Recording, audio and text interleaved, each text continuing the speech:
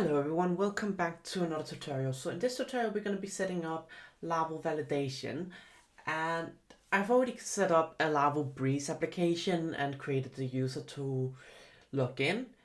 This is just so we have Tailwind CSS installed on that. So I'm going to copy what we have in the login page. This is a Blade tutorial, so if you want something with Livewire you can watch another video on that I'll be making soon. So we need to change the names of the values here to title because we want to submit a book. And also we just want to make sure that we have this X input error, which will output the error message. So if we go ahead and make a controller called book controller, we can essentially validate the data in here. So inside here now, if we go in and say submit book controller, we have created an invocable function. I've just made sure that we've gone ahead and made some padding here so it looks a bit nicer, and I'm gonna go ahead and create a button here which we're gonna call X primary button. So with that sorted, let's go ahead and name this button submit. So we just say X primary button, this means it's a Blade component, and we can just call this submit. So let's add some spacing at the top. So I'm gonna add MT3 for some nice spacing here so it looks a bit better. So with that sorted, let's go ahead and create a root link to the controller called submit book. And we're just going to call this submit book controller.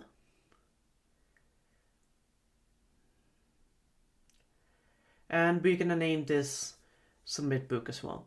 So with that sorted, we now have the ability to link this up to a form in here where we're going to have an action to root submit book. So that will just basically pass in the entire URL for that controller, and we're going to pass in the method as post. So let's start out with just checking if we're receiving the input by die dumping request input title, which is what we've called this field, and making sure we add in cross forgery protection. So I'm gonna go ahead and call this book test, click submit, and this works great, perfect. So what I want to go ahead and do now is I want to go ahead and say request validate.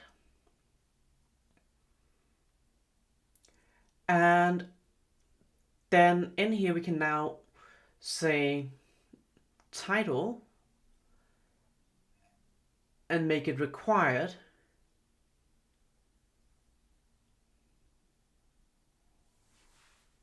And now if I go ahead and remove the required HTML tag, just making sure that this is able to submit,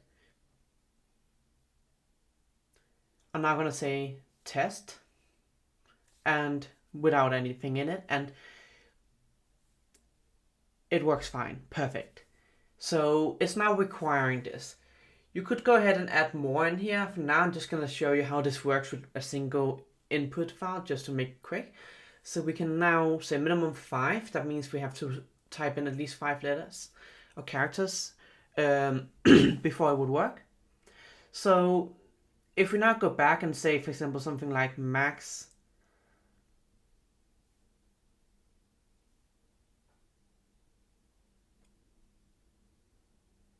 and we will say max 10, and then if we type in more than 10 characters, it will essentially throw another validation method, which is that it needs to be not greater than 10 characters.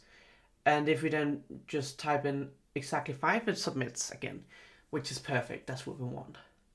We can also go ahead and add in the ability to only have text in here and no numbers. So if I type in test 2, then it will say this needs to only contain letters.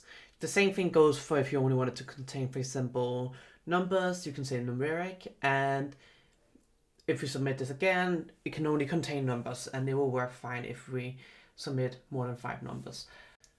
Thank you very much for watching this video. If you enjoyed the video, please hit the like button and subscribe to the channel for more content like this. Also, leave a comment below if you have any questions.